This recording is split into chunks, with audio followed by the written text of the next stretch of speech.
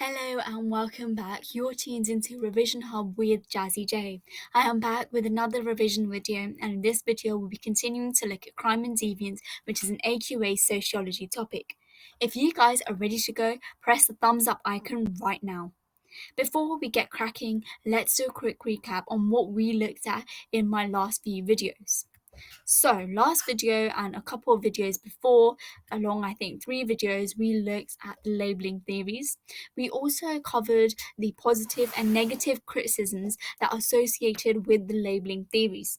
Examples of positive and negative criticisms are in my previous video, so feel free to go to that video and have a look. It is important for you guys to understand that criticisms do not always have to be negative, because you cannot always find scrutiny on a particular theory. So it's good to also do positive theory criticisms, which is also regarded within your exam and is given marks. And please, before we continue, on paper, flashcards, whatever material you have, jot down what you remember from my previous video. Obviously, you will only know this if you revised, rested, tested, and repeated yourself on the content. I think it is important for you to go through this step, because if you do not go through this step, then it will be very hard for you to recall all the information and apply it in the exam. So please take a few moments and get this activity done. And this activity will really help you within your exam. Trust me on this. So today we'll be looking at the Marxist view. We all know Karl Marx, and Karl Marx is the god, we can say, of the Marxist theories. So, Karl Marx argues that laws are put in place within society to ensure that classes are kept an eye on. Marx argues that there needs to be social order in order for society to function. So Karl Marx argues that there's a stratification system within society where we have the bourgeoisies at the top and we have the proletariat, so the ruling class. We have the working class at the bottom, which is the proletarian, and we have the bourgeoisies at the top of the hierarchical system. And Marxist argues that this system needs to be put in place in order to make sure that society functions. And in order for society to function, there needs to be that social order within society that is put in place. Karl Marx, obviously, we know him, and he also argues the view that communists, they don't need social order because they gain social order from other classes. So this is just a key fact. You don't really need to know this last fact, so it's good if you can remember it. If not, just don't bother. So here, a simple summary. Karl Marx says that, okay, laws need to be put in place to ensure that the working class remain the working class and the ruling class remain the ruling class. Only then, if we keep to our classes, that society can function so that there can be social order within modern day society in which we live in. So, hopefully that is clear. Let's look at Bonger's view. Bonger is again another sociologist, and Bonger argues that the capitalist system and capitalism in general is based on two different things. Pause and have a think. What do you think the two different things capitalism is particularly based on? Pause and have a think. Hopefully you guys have had a think about this. So, Bonger argues that capitalism is based on two particular things. One is selfishness and the other is greed. So capitalism is based on two different things, selfishness and greed.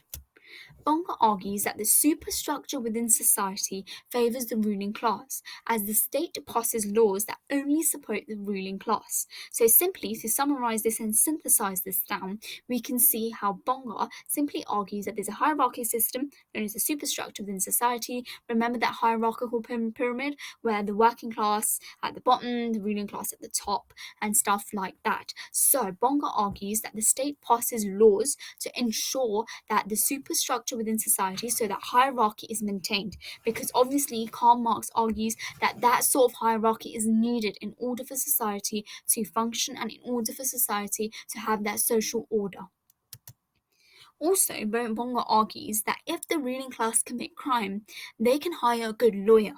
because they've got the money, and that superstructure, so the hierarchy system, allows them to hire a good lawyer and not be convicted for any sort of criminal activity that they have conducted. So simply we can clearly see how the law actually favors the ruling class, because even if the ruling class is convicted, they have the money, they can hire a good lawyer, they can get out there. However, the ruling class, because the laws don't really support it, and also their financial and economic situations do not support it, as a result they end up being convicted as opposed to the ruling class. So here we can simply see the key terms here, how Bonger simply argues that capitalism is based on two things: greed and selfishness.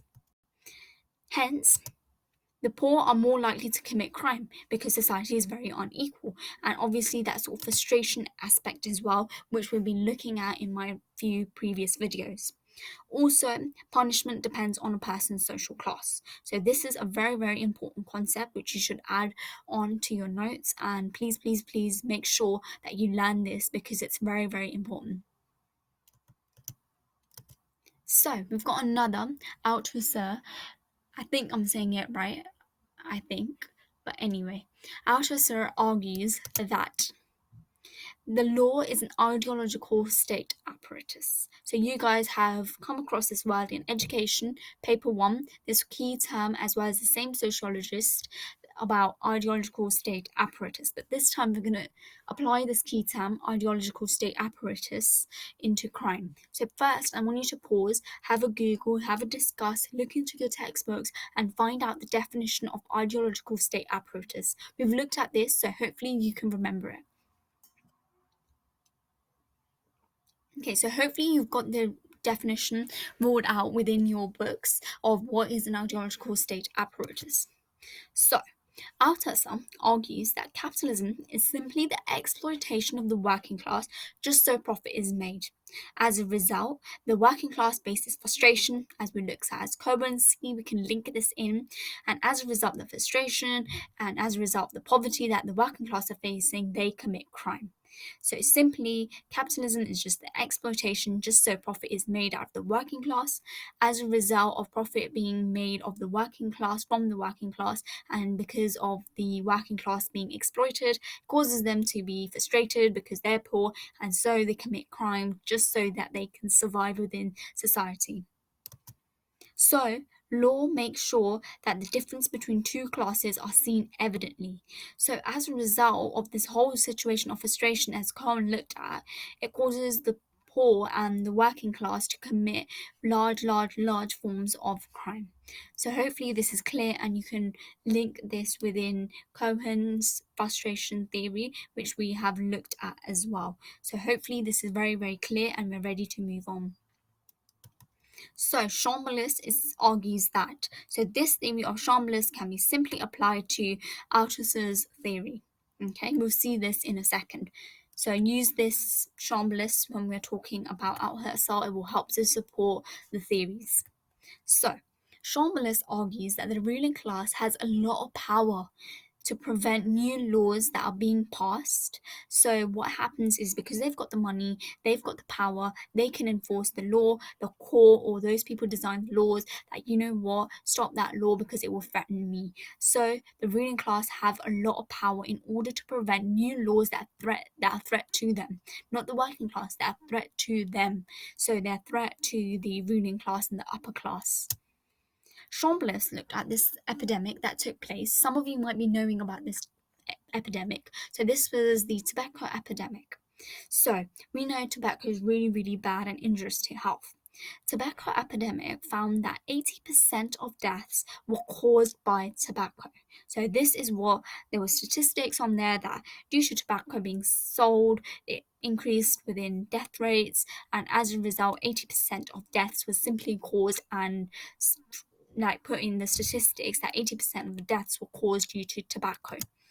Chambliss found that tobacco was simply marketed towards young people in various different developing countries, such as India, Brazil, and China. Marketing was seen through smoking adverts, which now in the UK are banned, and they were banned lots and lots of years before, so that was okay. But still, we can see that the tobacco epidemic, and tobacco in particular, was really advertised, and it still is within some countries. So, only 5% of all countries protected their citizens from this tobacco industry. Pause and have a think about this.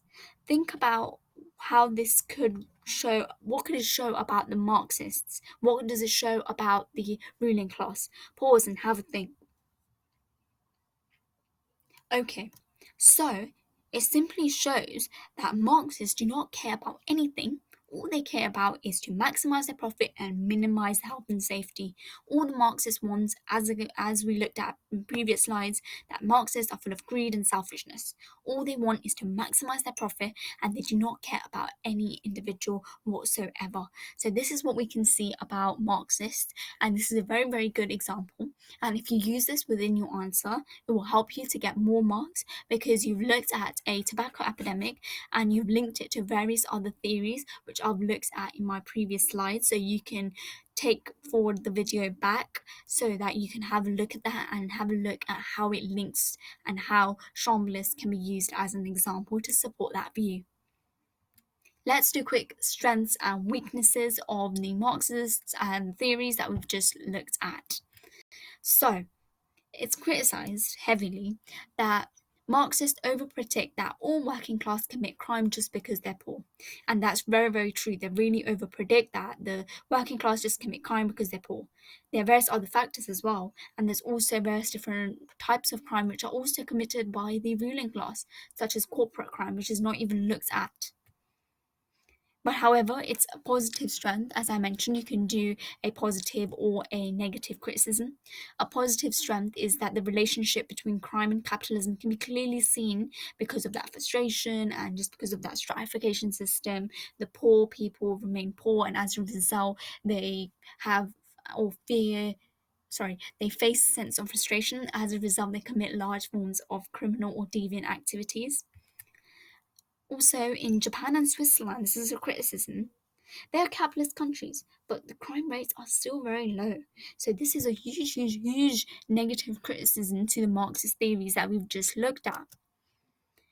And also, you can do another positive criticism is that when we looked at Chambliss, the tobacco epidemic, it's a real life example, and that real life example really supports the Marxist theories that we've just looked at. Hopefully this is very, very clear, and you can remember these theories that I've looked at, as well as highlight the strengths and weaknesses that are associated with these theories. So what we have learned, so hopefully you've learned about the Marxist view, as well as looked at various different other theorists, such as Bonger, such as Chambliss. So next video I'll be continuing this, and I will be looking at state crime, corporate crime, and the various different types of crimes, like crimes against the consumer and various other things like that. So stay tuned for that video. So till then, as I keep on going on, please, please, please revise, rest, test and repeat yourself. Not only the content in this video, but all other videos that I've made, because it is very, very important for you to get revision going at a very early stage, because when you go towards the exam, it's just meant to be just like recalling it and not actually learning the content. So please, please, please keep revising, keep having like little breaks and rests, and keep testing yourself and doing this again, because this will help you to get a very, very good grade within sociology AS or A-Level. And again, I'm on Instagram, so you can scan this name tag and you can follow me.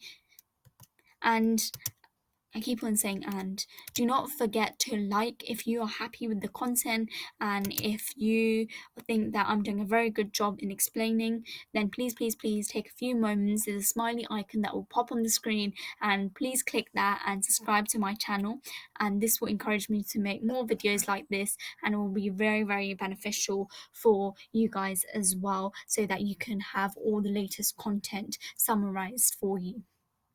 And again, if you're confused about anything, or you don't understand something, or you don't like the way I'm doing something, please, please, please feel free to drop a comment in the comment section, and I'll be willing to answer your question and will give you a decent response that will hopefully be sufficient enough.